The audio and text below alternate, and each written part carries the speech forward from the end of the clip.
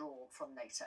Not immediately. The world is in political turmoil and we need to make sure our country is defended. Right. However, we've got Donald Trump in the White House. I would say that America has always been a problem in regards to NATO and American imperialism. But in Donald Trump, we have a man who, Mark Rutte, the current head of NATO, says we should call him Daddy, despite the fact he talks about turning Gaza into a luxury Riviera. Well, he doesn't anymore, does he?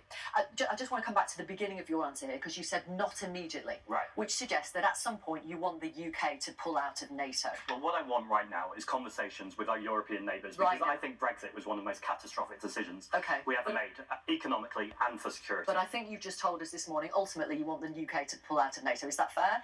Once we've created an alternative alliance with our European neighbours, we should absolutely be looking at a different way that is focused on peace and diplomacy rather than on nuclear weapons. Okay, so let me ask you then, if one of our European allies was attacked by Russia and they invoked Article 5 of the NATO treaty, which says we must defend them, would you support the UK defending one of our European allies? Well, we clearly have to, because we're in NATO, but this is part of the point.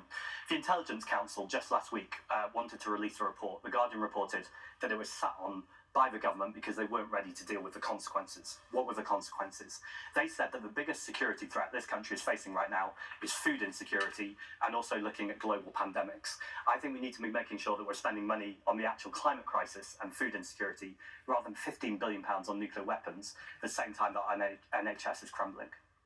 Thank you very much. Thank you very much for having me. Zach Polanski, Green Party leader in England and Wales. Thank you for your time.